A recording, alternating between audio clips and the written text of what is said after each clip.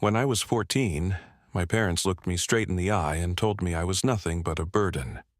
My mother's voice was cold as ice when she said, "We can't keep wasting our lives on you." My father didn't argue with her. Instead, he dragged a black trash bag from the closet, stuffed my clothes into it, and shoved it into my arms. The last thing I heard before the door slammed was his words, "You'll figure it out. Or you won't. Either way, you're not our problem anymore." I stood on the sidewalk with everything I owned sagging inside that bag. It wasn't just rejection, it was erasure. I didn't exist to them anymore. Neighbors peeked from their curtains, whispering, but no one stepped forward. I was 14, hungry, terrified, and completely alone. Years passed. I survived on scraps, worked odd jobs, and fought to build a life they swore I'd never have. I thought the worst was behind me. But then, 12 years later, I walked into my grandfather's funeral, wearing a borrowed suit that barely fit, only to see the same parents who abandoned me pull up in shining luxury cars. They stepped out laughing, their jewelry glittering, acting like they owned the place. And when whispers spread that Grandpa had left behind a $42 million estate, they raised their voices and demanded their share. Everyone turned toward the front of the room when the lawyer opened his folder. My heart pounded as he scanned the faces of my family, then stopped on me. A small smile formed on his lips as he read aloud, "The heir to everything is the one who kept my secret safe." And then he lifted his hand and pointed directly at me. After that night when my parents threw me out, life stopped being about childhood and started being about survival. At 14, while other kids were worrying about math homework or Friday night football games, I was standing on street corners trying to figure out where I would sleep without getting robbed. The first week was the hardest. I carried that trash bag of clothes from block to block, too proud to beg, too scared to ask for help. Hunger gnawed at me so sharply that one night I crouched behind a diner and waited for the cook to toss the garbage bags. I dug through them and pulled out half a sandwich. That was my dinner, and I remember telling myself I'd never forget how it felt to be treated as less than human. The worst part wasn't the hunger or the cold. It was the silence from the people who should have cared. My mother, Clarice, had always been more concerned with appearances than affection. She loved pristine houses, expensive perfumes, and friends who praised her style. To her, children were accessories, and I was a defective one. My father, Damon, was harder to read but sharper in cruelty. He spoke like every word was a judgment. When I brought home grades that weren't perfect, he'd say, "A Calloway should never be average." I never once heard him say he was proud of me. When they cast me out, they didn't just shut the door.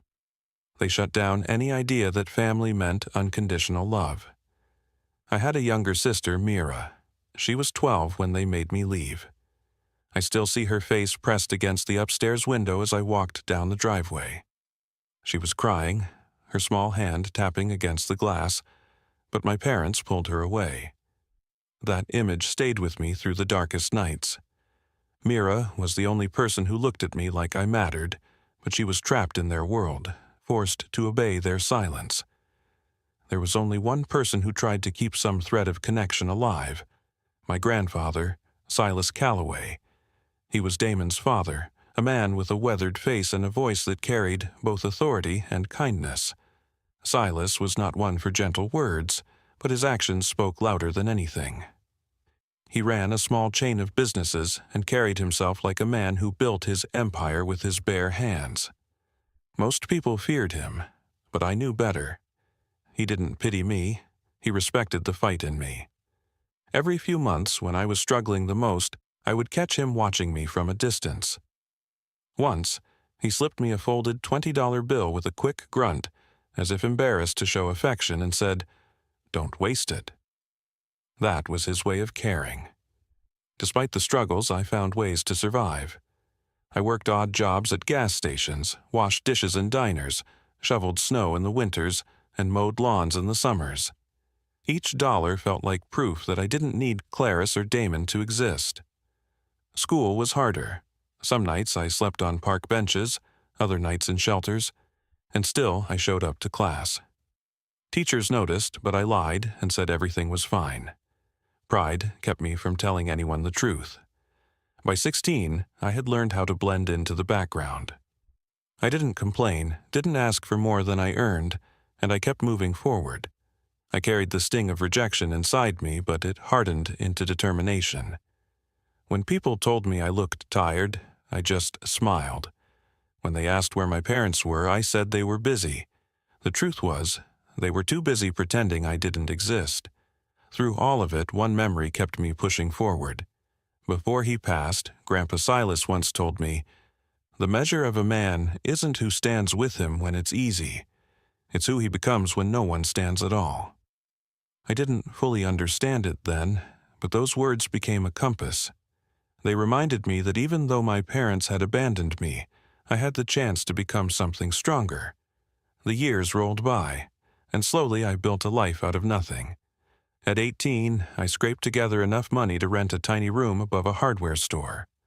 At 20, I was balancing 2 jobs while taking community college classes at night.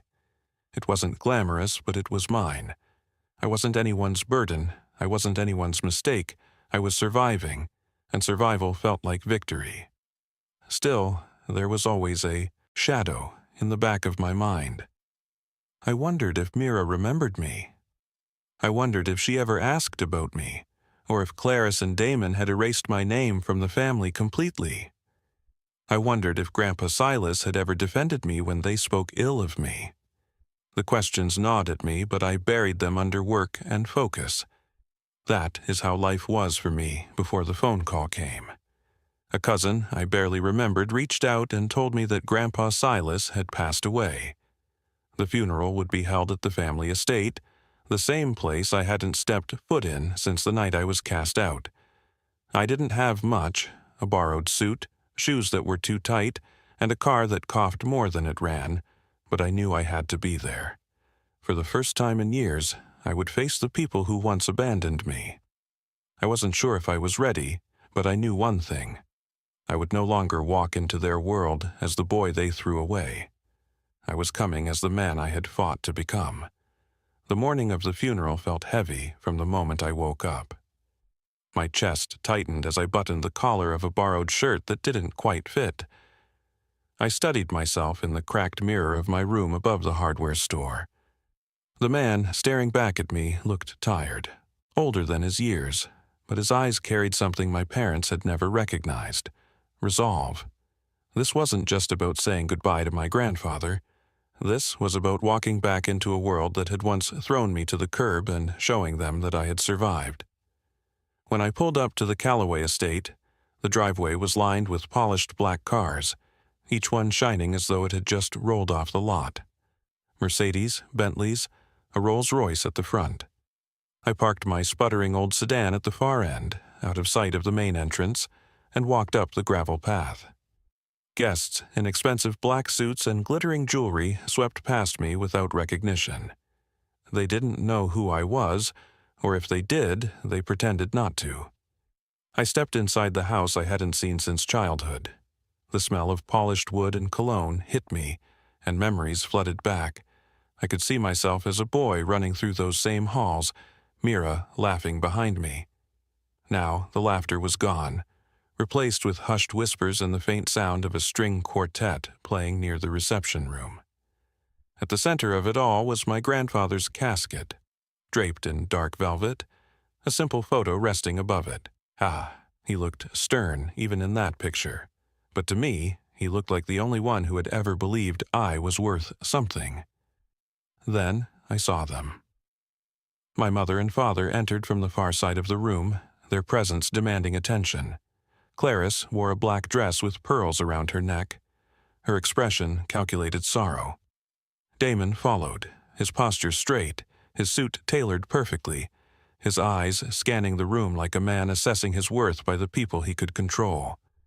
Behind them was my Uncle Rhett, broad-shouldered, loud even in silence, his smirk betraying the greed already at work in his mind. They spotted me almost instantly. Clarice's lips tightened as if she had tasted something bitter. She leaned toward Damon and muttered something I couldn't hear, but his response came sharp and clear. He shouldn't even be here. His words weren't directed at me, but they cut as if they were. I walked toward the casket, ignoring the stairs. When I reached it, I placed my hand on the polished wood. For a moment, it was just me and him. "Thank you for never forgetting me," I whispered under my breath. As I turned, Mira appeared at the edge of the room. She was 24 now, grown into the young woman I had only imagined she would become. Her eyes widened when she saw me, and for a second I saw the same little sister who had pressed her hand against the glass the night I left. She didn't come closer, though. My parents' presence kept her still. Her silence was loud, but her eyes told me everything. I had been missed. The ceremony began and the pastor spoke about Silas's hard work, his accomplishments, his legacy. I listened, but my focus drifted to the rows of faces, each one waiting for what would come next. Not the prayers, not the eulogies. Everyone was waiting for the will. When the service ended, the lawyer, Mr. Hayes, stepped forward. He was a tall man with graying hair, his black suit crisp, his movements precise.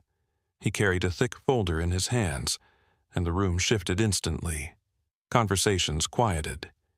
Even the air seemed to hold still. This was the moment they had all been waiting for. Mr. Hayes cleared his throat. "As executor of Silas Calloway's estate, I will now read the provisions of his will."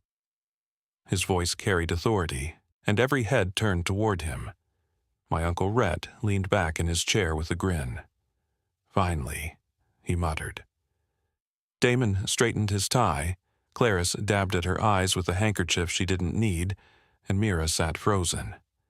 I stayed near the back, my hands in my lap, pretending I wasn't shaking inside. The lawyer began listing small bequests, donations to charities, gifts to longtime employees, minor properties given to distant relatives. The tension in the room grew thicker with each line. Everyone was waiting for the final announcement, the fortune that would define the Calloway name for decades to come. Finally, Mr. Hayes paused. He shuffled the papers deliberately, and his eyes swept across the room. "As for the majority of my estate," he read, his tone deliberate, $42 million in assets, businesses, and properties, I leave it all to one person. But only one. Clarice leaned forward. Damon's jaw tightened. Rhett's smirk widened. Mira's eyes darted nervously around the room. Mr. Hayes continued. "The heir to everything will not be the one who demanded the most, nor the one who carries my name the loudest. The heir will be the one who kept my secret safe." Confusion rippled through the crowd. Rhett frowned. Damon snapped his head toward the lawyer. Clarice whispered sharply, "What does that mean?" Mr. Hayes closed the folder with care, then looked up. His gaze swept over the room once more until it landed on me. He smiled, subtle but undeniable, and then he raised his hand and pointed directly at my chest. Gasps erupted. Damon shot to his feet. "This is a mistake," he barked. Clarice clutched her pearls, shaking her head furiously. Rhett slammed his fist against the arm of his chair. Every eye turned toward me. My chest tightened, my pulse roared in my ears, but I didn't flinch. For the first time in years, I wasn't the boy they had thrown away. I was the one who held the key to a secret none of them understood. The room erupted after the lawyer pointed at me. My father's voice cut through the noise first, sharp and furious. "This is absurd. That boy hasn't been a part of this family for over a decade. How could he possibly be the heir?" My Uncle Rhett joined in, his tone mocking. "Come on, Hayes. Don't play games. Everyone knows Silas would never hand over $42 million to a castaway." My mother's face twisted with fury. She clutched my father's arm and hissed, "Damon, stop this nonsense right now." Her voice trembled, not with grief, but with fear of losing what she believed was rightfully hers. The lawyer stayed calm, adjusting his glasses before answering. "Mr. Calloway, this was your father's wish. The will is clear. The one who inherits is the one who kept his secret safe. Then, looking directly at me again, he asked, "Aaron, do you still have the box your grandfather gave you?" Gasps circled the room. My father's face reddened with rage, but the words froze me in place. For a second, the funeral hall seemed to vanish, and I was back in a freezing alley 12 years earlier. I was 15, huddled beneath a broken fire escape, my breath visible in the winter air. My stomach ached from hunger, my hands raw from the cold. That night, I had nearly given up, nearly convinced myself that I would never make it to adulthood. Then I heard footsteps echoing against the brick walls. "Boy?" a familiar voice called. I looked up and saw him, Grandpa Silas, wrapped in his heavy coat, standing taller than I had seen him in months. His eyes studied me with a mixture of disappointment and something deeper, something like pride. "You're tougher than they'll ever admit," he said. He knelt in front of me, his hands rough but steady as he placed a wooden box in my lap. The box was about the size of a shoebox, worn at the corners, its brass lock gleaming faintly under the streetlight. "Inside this box is something worth more than money," he told me. "You must not open it until the time is right. Promise me, Aaron, guard this with your life. If you keep this safe, then one day you'll understand why I chose you." I stared at him, shivering, too weak to argue. "Why me?" I asked. His answer was simple. "Because you are the only one I trust. They want what I have, but you've never wanted anything from me except love. That makes you stronger than all of them." I nodded, clutching the box with both hands. "I promise." For years, I carried that box everywhere. It moved with me from shelter to shelter, from rundown rooms to cheap apartments.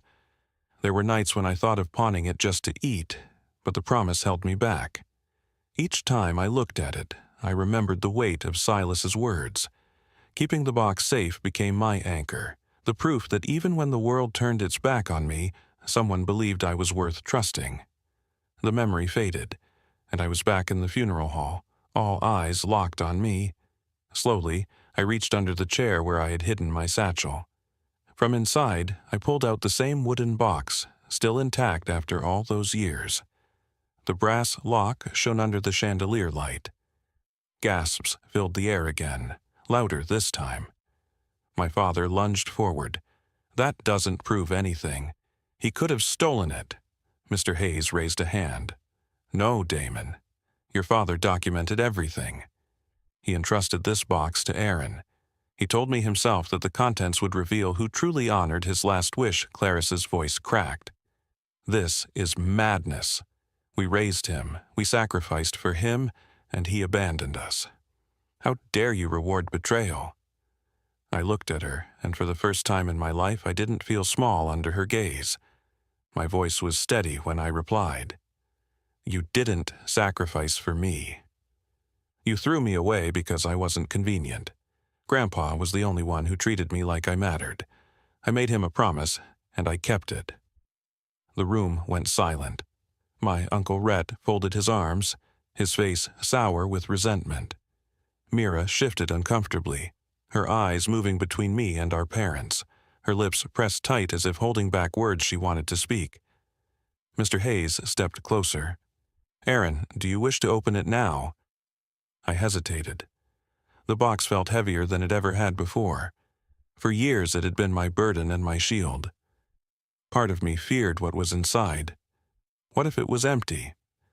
What if my grandfather's words had been nothing more than a test I had barely passed? But I felt his presence in that moment, and I knew this was why I had carried the weight for so long. "Yes," I said firmly. "It's time." My father scoffed and turned away, but I noticed his fists clenched tight at his sides. My mother whispered under her breath, "This can't be happening." As I placed the box on the lawyer's table, the air in the room thickened. Relatives leaned forward, waiting to see what would be revealed. The polished wood reflected the dim light, and for a moment everything felt suspended, as if the entire family's future balanced on the turn of a small brass key. Mr. Hayes reached into his pocket and pulled out that key. He looked at me, his eyes steady.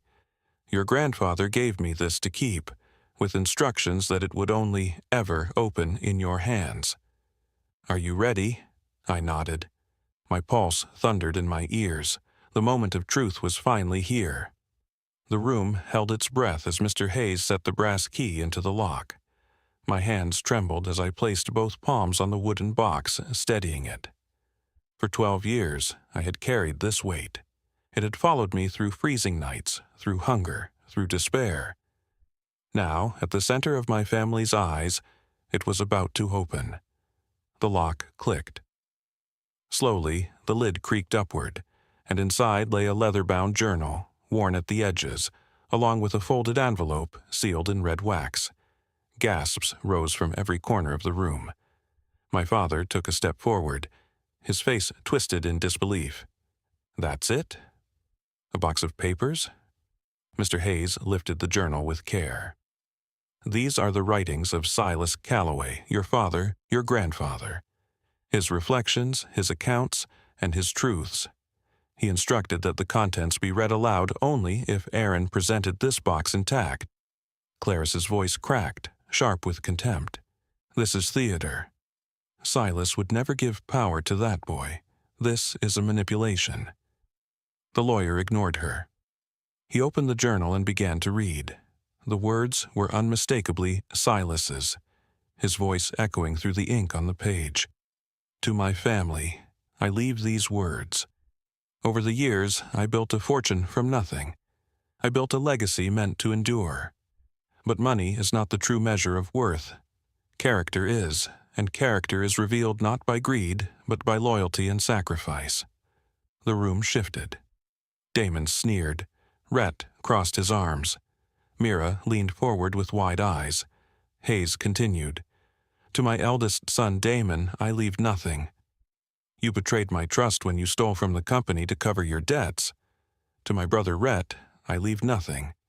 You sought only to outshine me, but never once sought to honor the Calloway name.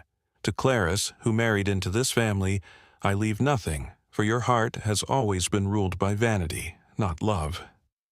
Clarice gasped as though the words had struck her like a slap. She turned to Damon. "He is lying. Tell me he is lying." Damon's jaw clenched, but he said nothing. Mr. Hayes read on. "To my granddaughter Mira, I leave the hope that she may one day free herself from the chains of her parents' cruelty. But to my grandson Aaron, I leave everything. Because when the world abandoned him, he did not abandon me. He kept my secret safe." Hayes unfolded the sealed envelope and held it high before opening it. Inside were documents, legal titles, account information, the sum of the Calloway fortune. He laid them out across the table and the room erupted into chaos.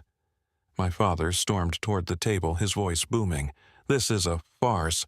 You expect me to believe that the old man would cut me out and hand everything to him?" He was senile. He was manipulated. Hayes's voice remained calm. "Your father had this notarized 3 years ago. Every document is valid. There is no contest."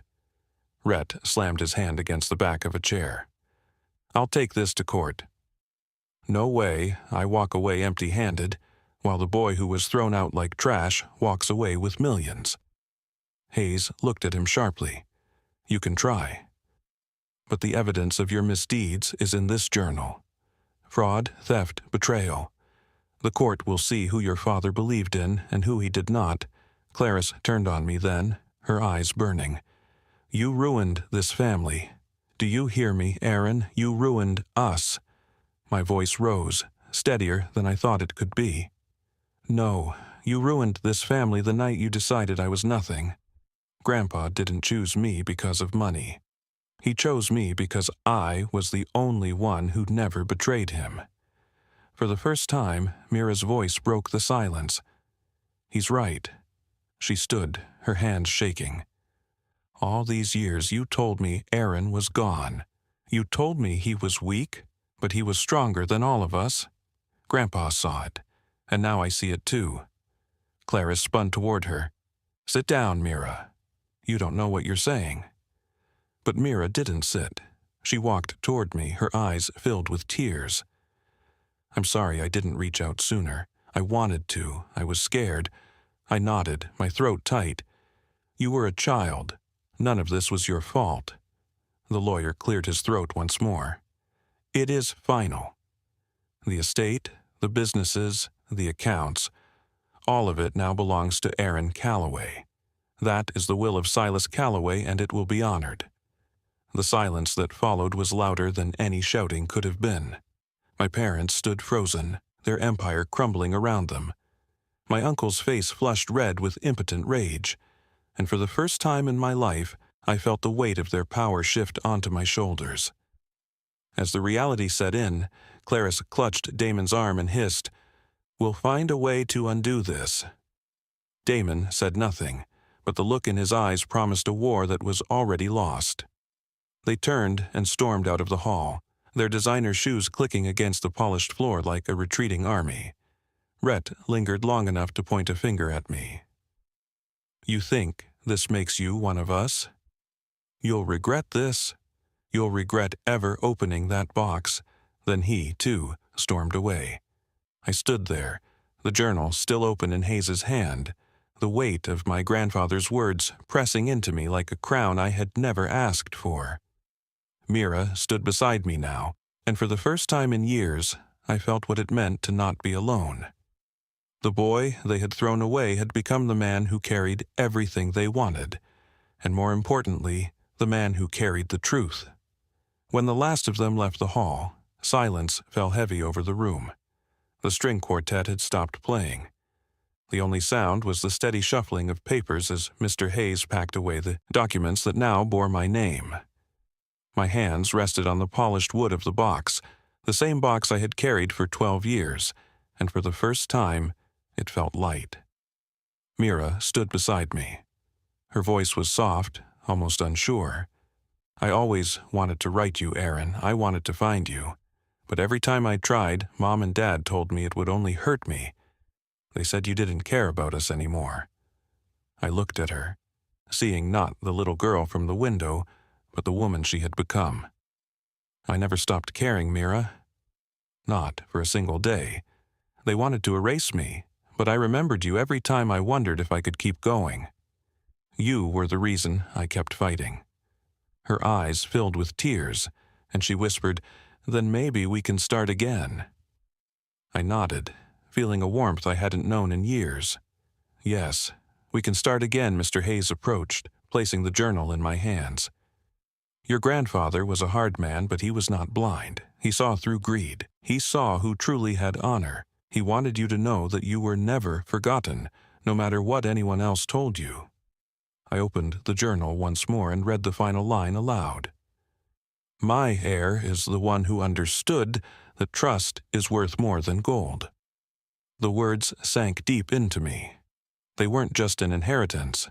They were absolution.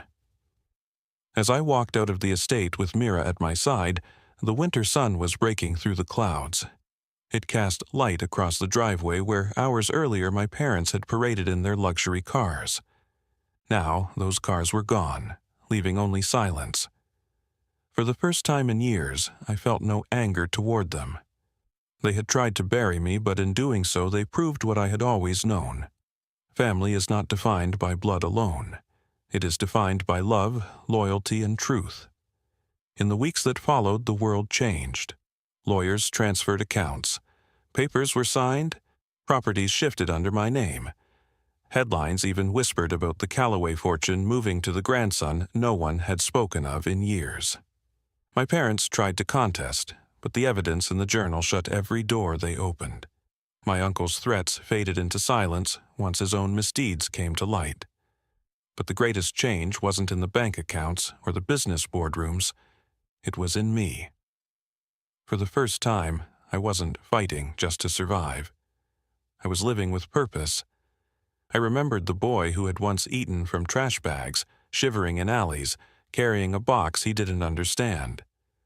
That boy had kept his promise, and that promise had become the foundation of everything I now held. Mira visited often. She helped me sort through the journal, reading stories about Silas that made us laugh and cry. She confessed her regrets, and I assured her that none of this was her fault. We were rebuilding something together, something that had been broken but not lost. And in quiet moments I sat alone with the journal, running my fingers across my grandfather's words. I thought of what he had given me. Not just money, not just property, but the truth that my worth had never depended on the approval of those who abandoned me. My worth had always been in the promises I kept, the integrity I held when no one was watching. Looking back now, I realize that the inheritance was never about the fortune. It was about vindication.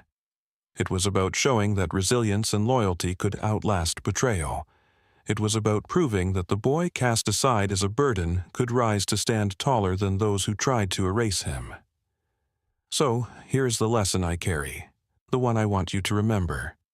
You may feel abandoned, betrayed, or forgotten, but your value is not defined by those who fail to see it. Your value is defined by the promises you keep, by the fight you refuse to give up, by the love you choose to protect even when the world turns away. When I signed the final papers and placed my name on the inheritance, I didn't feel revenge. I felt peace. Because in the end, I didn't just gain a fortune.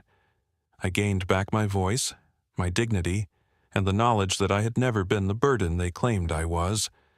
And as I look forward now, I know one thing with certainty. The greatest inheritance my grandfather left me was not the money, but the reminder that loyalty, resilience, and truth are worth more than $42 million. That is my story. If it touched you, if it made you think, if it made you feel something, I ask you to share it. Share it with someone who needs to hear that they are not alone, someone who needs to be reminded of their worth. Leave a comment below and tell me what you think, because I want to hear your stories too. And if you want more stories like this, subscribe to this channel. Your support helps me keep sharing the truth about survival, resilience, and the lessons life teaches in the hardest ways. Thank you for listening.